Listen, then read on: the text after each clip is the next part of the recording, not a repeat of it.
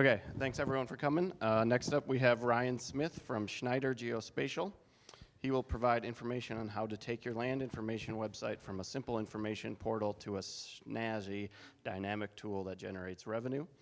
Ryan is a seasoned GovTech business development manager at Schneider Geospatial, specializing in pioneering land and asset management solutions to optimize decision-making and elevate public service delivery.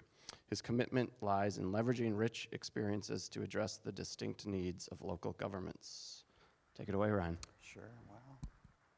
I need to maybe update that, throw that into ChatGPT and update it. Hey everyone, I'm Ryan Smith. I'm with Schneider. Friday demo of a conference. I wasn't sure if there's going to be 2 of you or 25 or what. I always tell the story of I was at a conference in Minnesota and I was competing against some other user groups just where they put me in the time slot at a resort, and one person showed up, and it was a client, and I just kind of go, what do you want to do? And it was like, 3 o'clock in the afternoon, and he's like, can we just go out to the tiki hut? I go, let's go. It's your time, it's your time. No, but anyway, my name is Ryan Smith. I'm with Schneider Geospatial, and really what we do is, I still like to use it. My boss is not a big fan of it, but it's a good kind of intro. Is we try to be your online courthouse or your online city hall in some respects. I think that's just a good way of kind of describing, what we do as a whole. We try to take all these different, we take all these different data sources and we put them into one nice, neat spot that updates on a nightly basis. And we serve out to the public. We serve internal, sometimes different agencies. So we do have different customers that view that data. And that varies state by state, county by county, city by city. So today I'm just going to highlight, just because I can't get away from them, I can't get away from Nick, I'm going to highlight Trempealeau County a little bit. And then just also to show some, it's a Friday, right? I'm going to show some different examples of some unique data sources, let's just say. One may involve a barn quilt, if you've heard of a barn quilt. So we'll show that as just kind of an outlier example there. So I think I've written and rewritten this this presentation about 5 times just during the week, just from hearing different conversations. So bear with me if it's a little clunky, but just like I added in the Daniel's Law stuff there at the end. I'll talk a little bit about that as well. So. We'll try to rip through these. I'm a talker, so we'll see if we can get through these slides. So we're going to pick on Ann and Nick first in Trempealeau County. I'm always calling Nick, asking him for ideas. I don't know if that's a good thing or bad thing. I'm just going to keep picking on you the whole time, buddy. And I've joked with a few of you at the booth. It's like every time I'm like, okay, so if Trempealeau does this, great. I can scale this out to the other 71 counties. As soon as I call another county, they're like, no, that's not the way we do it. We do it a little bit different. So it's just kind of part of the learning curve, too, for me as well, learning about Wisconsin. And so that's really the main reason why I wanted to stand in front of you was, frankly, just to introduce myself. I've been sending out emails and leaving messages. Some of you respond. Some of you are probably like, oh, it's just another AI-driven, email. Here we go again. But I am a real person. If you get an email from me, it is from me. I will respond. So with Trempealeau County, I'm always pressing on Nick and what do you like about the beacon site since it's been implemented? And these were the things I really pressed him on, just give me some quick hit points. And he just said speed, mobility, updated nightly, the ease of use for the public, and then also connecting to those data sources. So that kind of formulated what I wanted to show you and talk to you about today. Is there anything you want to add to that, Nick, or just keep going? And so really what I'm going to show you is just, some of these are screenshots, but I will actually dive into the actual live site here in a bit. But some of the things that I've noticed that I like about Trempealeau's is the advanced search and address labels. I know that sounds silly, but that is a high usage. It's probably our simplest add-on, but by far our biggest use. And then also just mapping layers. We don't limit the amount of mapping layers. It's up to you. Some have 15, some have 200. It really just kind of depends on your community. Just some quick stats. I just wanted to show, it's probably too small here for you guys. But I like to always pull up stats whenever I have a conversation, just kind of showing the impact that it has. So Tremplo, I pulled the last 365 days. It actually is only from about mid-June, really, where the stats are being pulled. But I really just like to show this when I'm talking to your commissioners, some of your leadership that really doesn't understand how many people are really looking for that data. I caught the tail end of Milwaukee's, like just keeping track. Who's asking, why are they asking, that kind of thing, just kind of keeping track of those stats, because you want to know that customer. Your customer is ultimately people that live or are doing business in your community, and I'm probably going to steal that idea. I like how you guys, you talked about, like the why, at least giving that an option of what are you using this data for, why are you using it, because that just keeps generating more ideas, and so I really like that idea that you guys were talking about with that.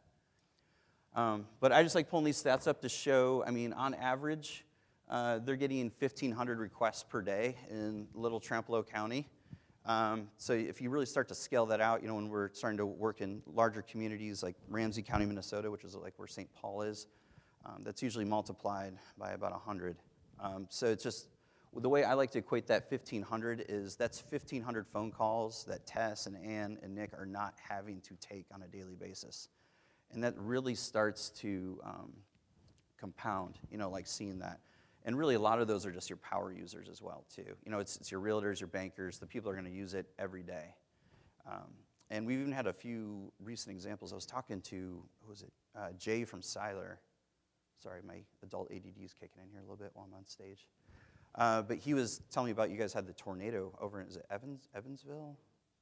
And so we were kind of looking at that, and we've had some examples similar to that, to where everything is down, including the courthouse after a tornado, and our site has been up. It happened in the city of Joplin, Missouri. They had a just terrible tornado, probably been almost 15 years now. But the insurance companies were able to go on and look at bedroom, bath, get all that detail without having to bother that homeowner. So they have a lot of other things to worry about. The last thing they want to worry about is, trying to remember all their items and everything else. So it was pretty neat to see the usage that just spiked, when you have those big events. And then not to keep picking on you, but I just saw your guys' presentation. No, but like I saw how Milwaukee has that huge image catalog. I'm sure there's a lot of times if there's an event, a flood, it's nice to be able to just go, here's the imagery. And then maybe if you get some new imagery or drone imagery, you can kind of start to compare that as well. So one of the items here is the advanced search, and I apologize, it is way too small for you guys to read. I just realized that now. But you'll just have to believe me, it is a screenshot from the county's site. But really on the left-hand side, what it is it's the ability to build out a custom-made search. And feel free to chime in here, Nick, if I'm missing any gaps. But this is a very popular thing. I come from a farming family, and being able to pull quick comps, like I want to look at all a relative dies. I need to get a rough idea of the value of a farmland nearby. I can pull some comps, 40 acres, and then try to, recent sales to try to pull some of that up. And then not only that, you can actually then build out, your subject property and then have those comparables. And I'm sure everyone in Wisconsin's happy with their values. I know that's more at the muni level, but I'm sure you guys get the complaints one way or another. Just people don't know who to ask and that kind of thing. Then also, as I mentioned before, mailing labels. I have heard every different kind of use for this, and it's amazing how many city clerks and city admins get so excited about this. And really all it is, it's select parcel, make a buffer, and it creates a list, and then it'll actually generate that PDF of those mailing labels. When you start to hear the stories, though, it's more related to zoning. Zoning is a big one. If you need to, if there's any kind of ordinance I'm learning on this piece of paper, you must contact everyone within X amount of feet of said property. And the reason why I like to show this, especially to this room, assuming there's a lot of GIS folks in the room, and I'm a GIS guy myself, is think about all the mundane requests you get internally of people that don't have ArcMap, and all they need is like, hey, can you make me this, little map? Can you, all this is, it's just a select by location. That's all it is. And being able to have that ability to give even some of your internal staff some of those simple GIS tools so that you can focus on some of the larger projects is nice as well. And then mapping layers kind of in the same boat. Everything from, you know, you're managing all these GIS layers, but you need a good way to push those out without having to, you know, this is pre-enterprise days, without having to buy 25 ArcGIS licenses or anything like that. That's the ability with Beacon, is that you're able to manage those different users and roles and who gets what and who can see what. So it's really nice. So I'm going to pause for a second, and I'm going to stare at Ann. Do you have anything to add? Did I miss anything? Or hold on. We're being recorded, so. For us, before we had a whole separate website compared to the other counties surrounding us. Mm-hmm. So for us to have something that's familiar next door, or even way up north, it's just gives the end user that ease. You know, it's easier for them to learn it and use it. That's actually a good point. Is the framework of Beacon is the same across our 1,000 or so platforms. What's nice is you can then make it unique, though, to your county and your community. And also from a realtor's perspective or contractor, you know, believe it or not, they work across county boundaries in your area. So I'm being sarcastic. But it's nice to be able to have that consistency. One thing we have seen, too, is I've been getting comments from some of our Minnesota clients. They've started to poke around on the Wisconsin sites, you know, ones that are right across the river. So it's pretty neat to hear that feedback. And then actually a lot of them are like, hey, I want that map. Like, you guys got the new map engine, just the timing of everything. So a lot of our Minnesota clients have been harassing us about the new map engine, and you know, so it's pretty neat. You guys are the guinea pigs, right? Just some of the things I had mentioned before. Just these are some of the highlights, though, some of the add-ons that. So I guess taking a step back, we purchased all the WGX sites. If you're not aware, I probably should have started with that. And so the first phase was really just converting them over with similar functionality. So now we're kind of moving more into that stage of here's what some of the other counties and other states have. And just some of the highlights, kind of more focused on the GIS. There's COGO tools available where you can draw out your COGO lines, you know, for a plat. A lot of third-party imagery, AIRS, EagleView, NearMap. We work with all of them. We have no interest in buying an airplane anytime soon, so we will partner with them. That goes for local engineering firms. We'd rather partner with a local engineering firm. And then also to online forms, and then also we have a data export. Our data export is actually embedded into the software to where you can highlight a random area subdivision. You're giving more power to that contractor or an engineering company to make their own export as well. How are we doing on time?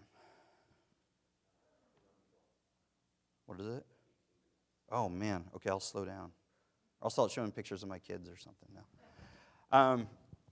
So I'm going to just show this list, and we're going to kind of bounce around. But these were just some data sources that we incorporate, but probably not yet in Wisconsin, except for there's a couple I'll show, Forest and Eau Claire. But we do everything from bridge data, culvert data, and I'll show the examples of that. We have statewide sales portals. I don't know if that's really a Wisconsin thing, though. That's more just because of the way everything's lined up with the municipalities. Survey documents in Eau Claire. Cemetery search, I'll show that because I'm big into genealogy. And then also, has anyone heard of cyclomedia? Does everyone know what that is? I think Google Street View on steroids is probably a good way of saying it. So it's just a lot of measuring tools and everything. So. Also, Hill Shade, I'll show that, how it connects to, we connect to some of the state agencies as well, and we incorporate that. And then also just some automated layers as well. So I'm going to pause here. I'm going to go out. Can you guys see my screen still? Is it clicking? Okay, there we go. Okay. All right, so let's start with the fun ones. I'm going to pick on your neighbor to the west. So I like to show Rice County starting out because Rice County is, I believe, Owatonna. So the first thing I always like to show is that they have a lot of unique layers. They were the first ones we told them we have to slow down on the creativity. These are snowmobile layers. I don't know if you guys can see that. I'm going to make my screen bigger here. So a lot of ideas that are coming out of public meetings turn into GIS layers, is what we're learning, and then they need a place to put them. So this is a great example of they had a snowmobile accident, but they had no idea how to get there, and they needed a quick and easy way for your EMS, that kind of thing, just to push it out to these different agencies. So what they're able to do is actually then just put this on here, and then you can actually start to identify owners, parcel numbers in that area that might affect where that snowmobile layer is. This is nice for public meetings when you're starting to look at all those different layers and you're putting those on top of each other. So that's just one example. Another one too is we've got a lot of DNR items on here. Care facilities, feedlots. Another one would be pipelines. This is obviously an internal facing layer, but it's just one more layer to where you're trying to make those decisions for your community and putting those together. So, this has been a big push too. I don't know how often it gets used, but some Firemen's Association was really pushing for it, which was the national grid. They use that a lot, I guess, for search and rescue, and it's probably one of the very few standardized things across the United States that everyone can agree on. So I just thought that's just kind of a neat layer just to kind of show off school districts. Getting in a little bit more entertaining, Kosciuszko. So notice that they don't just have property search and view map. They also have plat books, auditor files, so all these things that are paper to digital, and they needed a place to put those. And what's nice is Beacon, we're able to pull from all those different databases, so we can do that. All right, somebody give me a death year. 1954. Okay, Aunt Betty died in 1954. We just don't know where they buried her. So these are, I just typed 1954. They have 400 results of people that died in 1954 in their database. So what they did was, so now I can actually then click here, and we'll just go to this random person. So they have images. Then also, too, I go to the map. And they had GIS interns over the summer, GPS stuff. And they actually, yes, they did. They stood at each stone, took a photo, moved on to the next. This was completely funded by the historical societies locally because they needed a place. They liked Find a Grave, but they couldn't guarantee that they'd hit every stone, the Find a Grave site, if you're a genealogist. And so what they did is they actually went through one by one. So you can search by family name, which is nice. You can find these little random family plots that are in the northeast corner of some random field. Everything to just doing some basic genealogy research. So I always like showing that. I think this is kind of a neat one to show. And then, and I am from Iowa now, I guess officially. So you can make fun of me for this one. Because my boss makes fun of me all the time, but I love showing it off. And this is just being a GIS guy myself. I'm always trying to explain to my family what I do for a job, even though I've been doing it for 20 years. Like, no, Mom, I don't work for Google Maps. Stop saying that, please. But I always just try to describe what GIS is. It's anything with location and information, is what I always like to say. So it was kind of a half joke in a meeting, and it turned into something big, which is they mapped all their barn quilts. They have a local barn quilt club. Does everyone know what a barn quilt is? I'm in Wisconsin, so I hope. Okay, great. So I'll zoom in and show you. So what you can do here is you can highlight the barn quilt layer, and I'm just going to select a barn quilt. There's a report attached to it. Oh, let's find one with a photo.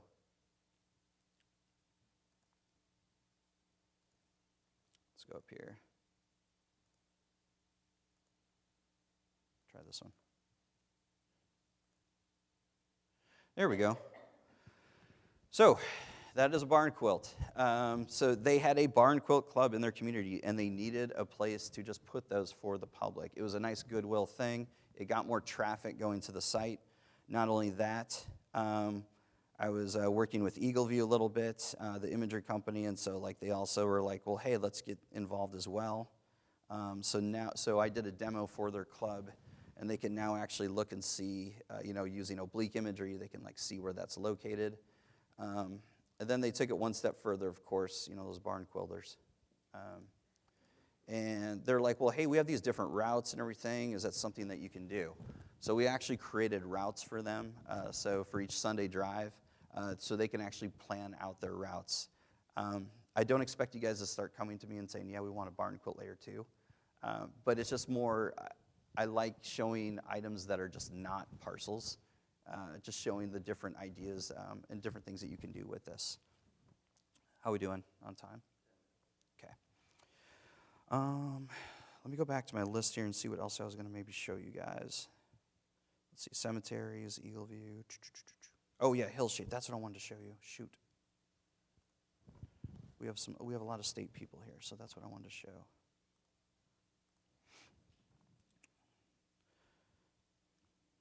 So if you ask nicely, we'll work with you on this one. We're not big on connecting to some of these other data sources that we can't control.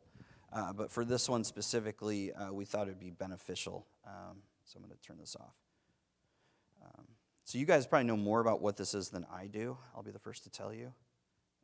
But what it is we're able to connect, work with MinGeo, which is the Minnesota Geography Office. And so they had all this data, and so they wanted a place to display it so that more agencies could use it within their county. And so instead of trying to manage some of that from like an ArcMap perspective, where some have Pro, some have desktop, some have some type of viewer, AGOL, they wanted to just have it on here so then they can kind of control that connection a little bit. I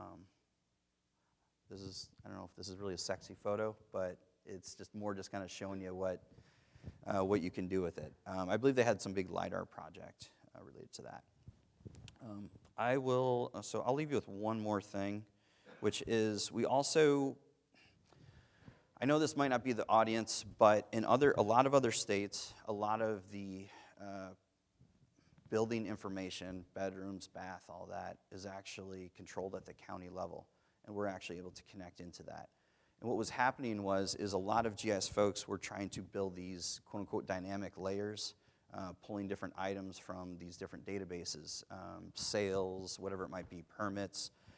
And so we kind of put our heads together, and what we started to do, just so the GIS people, because they were going crazy having to constantly manage all these extra layers, is they came to us and they said, well, why can't you guys just kind of create those dynamically on a nightly basis? So that's what we started to do. So now we're actually able to pull different databases on a nightly basis. So anytime you update one of those databases, it'll automatically show up on our beacon site. I'm trying to think of one that, so like here, like dwelling condition. This is always an entertaining one because everyone has an opinion on their condition. So they're just able to then use all of this information here. I know it's just a big clutter of colors, but it does mean something once you start to zoom in and it starts to populate those different numbers and letters, and then you can actually start to overlay that with different types of sales, so amongst other things. So, yes? Yeah. I think in the title it says how to produce revenue. Yes. Generate revenue. Yes. I'm kind of wondering, Wisconsin has such a strong public records law. Yes. And open data has been the theme. So I'd like to hear what you have to say about that. Okay, I'll be very blunt about that. I was a little frustrated with our marketing person on that title, but really ways to create revenue that we've seen in other communities, to answer your question very directly, is that we also have subscriptions that we offer. We'll put up paywalls behind some of the different types of premium layers. That's been a good way to help cover the cost of Beacon and some of the other items. In South Dakota, it is a complete paywall to get in because it's not funded. In Minnesota, it's more of a hybrid model where you can get some basic information, pay your taxes, that sort of thing. But if you want some of the premium GIS layers that are created or some of those extra items, they're able to pay a monthly subscription to kind of help cover that cost. But as I started to talk to some people in Wisconsin, they're like, well, I don't know about doing subscriptions, and I'm just like, I'm not going to ask Coulter to completely change the abstract, like a week or two before the demo. So, what's her name? Pete? Yeah. Okay. Yeah. So, did that answer your question or no? But the other side of revenue generating is, frankly, it's saving time, for your office. We're trying to, we're always trying to find ways, I mean, in terms of like saving time and generating revenue, I mean, time is money.